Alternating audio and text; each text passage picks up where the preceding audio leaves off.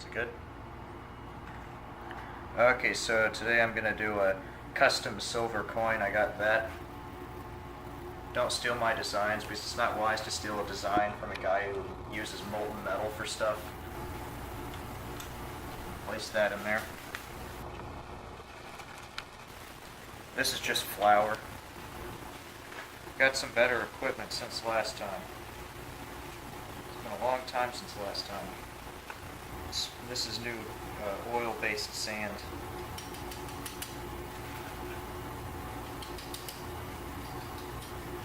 What I'm doing right now is I'm trying to get a fine trickle of powder off of this so I don't overdo it with the parting agent, which in this case is just flour, but I also don't want to underdo it either. You do a thin layer like that. This is some kind of sifter thingy. Okay, so I've got this here. I'm going to use this to sift the sand onto the coin.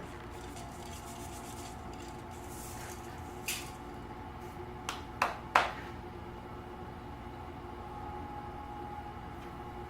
just going to pick up this excess and put it in there.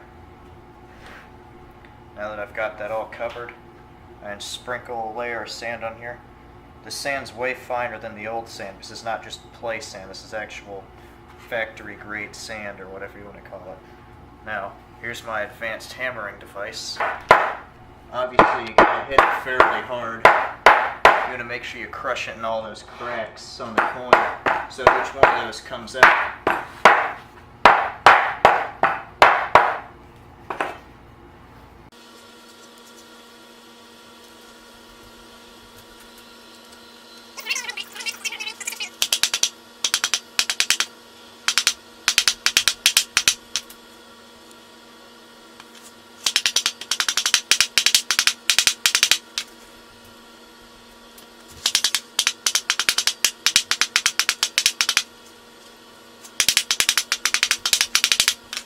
Okay, so now that that's packed down, obviously I can't just leave it like that because I got to slide the other piece on right here.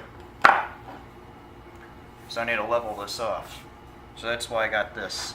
It's a file, actually.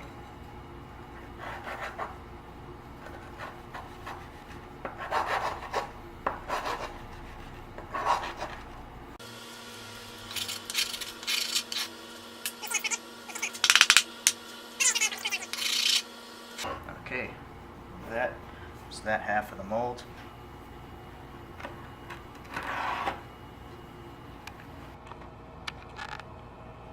As you can see, it's pretty flat on that side.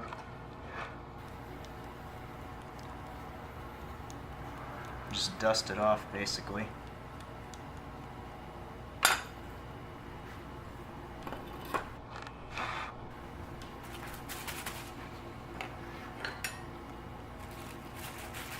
I'll get more of my advanced parting agent.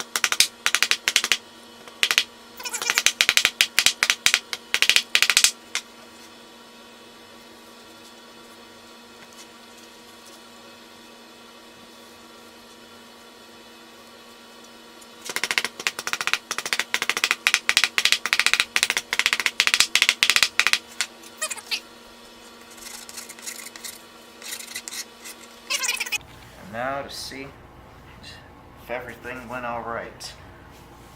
I'm going to pull this piece off.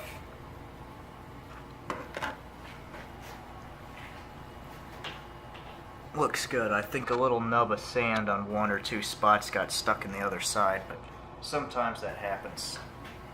As long as the front side design's okay and not too much damage, it should be alright.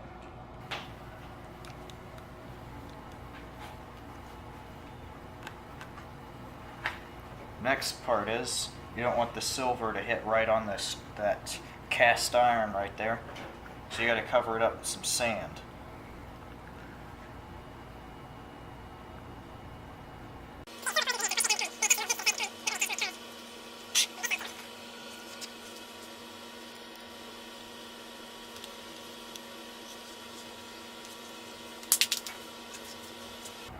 Okay, now to start digging the trench. I dig the trench on this side because this is what side the original plastic coin is on. Well, actually the original was made out of wax, but I can't use that to make a sand mold of.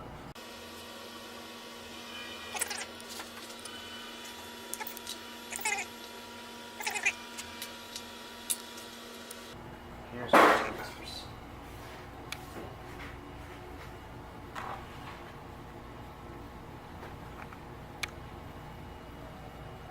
Here's these vents I was talking about. Just connect them straight back to the main sprue.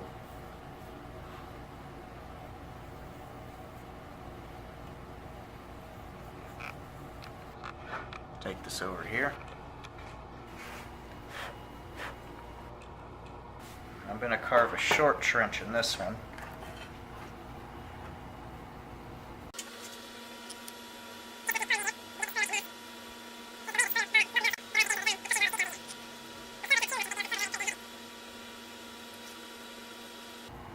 Here's another important part.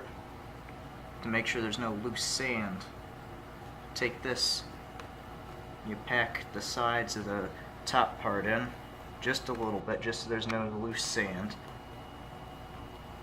Because the weight of the silver will push away any loose sand and carry it down with it and cause pitting in your coin.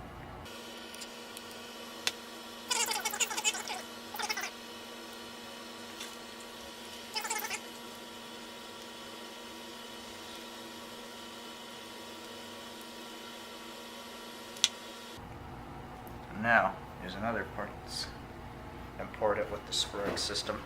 I'm going to literally dust it out.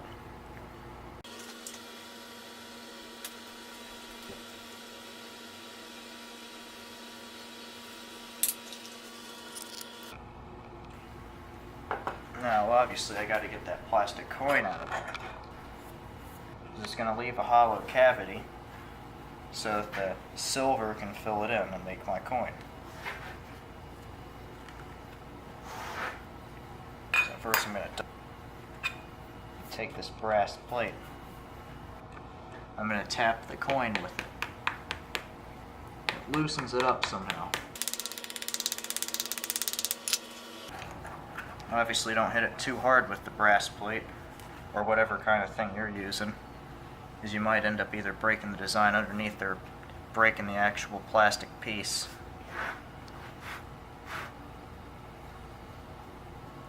And I carefully take this 0.7 mil pencil, stick it under there, and lift up just on the edge.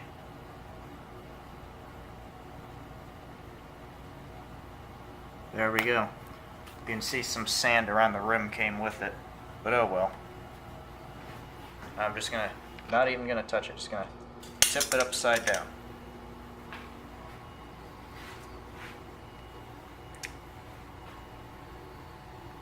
But you can see, that's a pretty sharp looking design. Now still got to do a few more things, like right here. And carefully, I can't dust off the design obviously, carefully try to knock away as much loose sand as I can around the rim.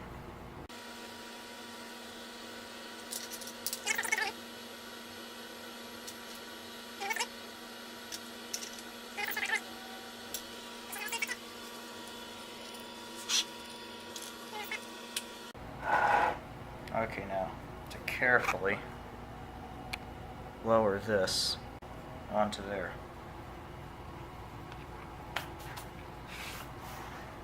Now this isn't perfectly level anymore with the top. Now that's going to be a problem, because I need to use these to hold it together. So I'm going to take that same file and just simply scrape that thin layer off the top.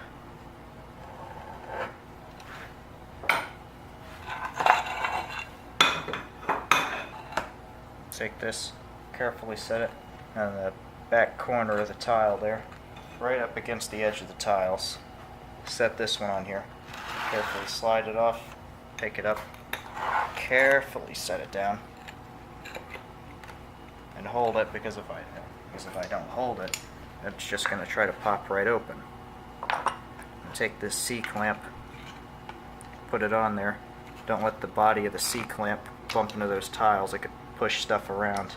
Tighten it just enough. Shake it down again. See, I didn't see much sand fall off that time. Okay, so let's see this molten silver.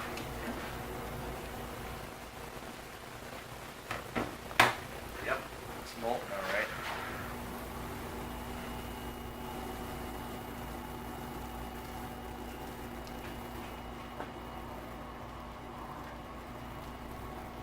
I'm going to set this in here now. That's the only pour I'm doing for today with silver. Good thing I got these thick gloves, or else my hands would be toast, literally.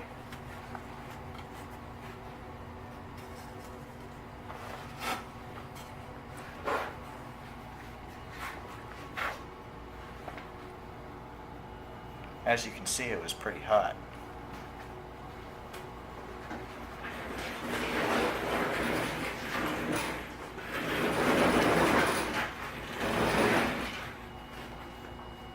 There we go, it's recording. Taking this out of here now. Whoop. The tiles are only slightly warm, but that, I'm going to want to use this to grab.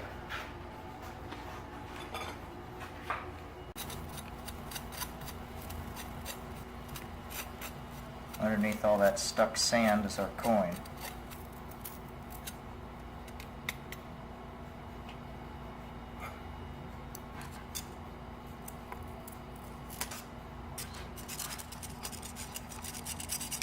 It's going to be hard to see because there's all that sand on it.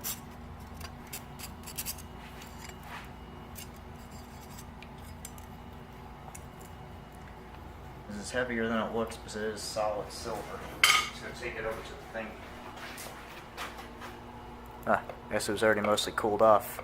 Usually it sizzles a lot more. It does that with bigger stuff.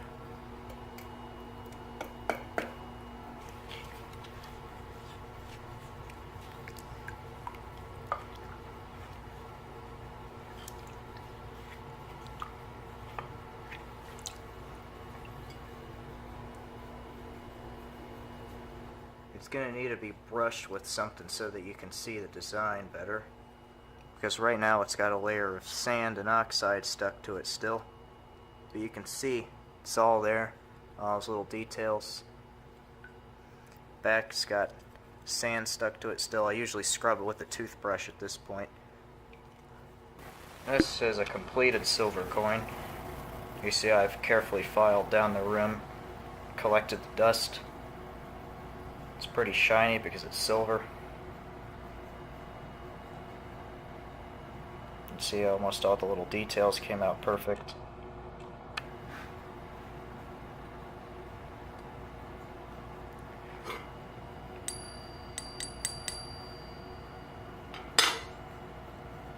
Now if you were curious what a finished one looks like, that's it.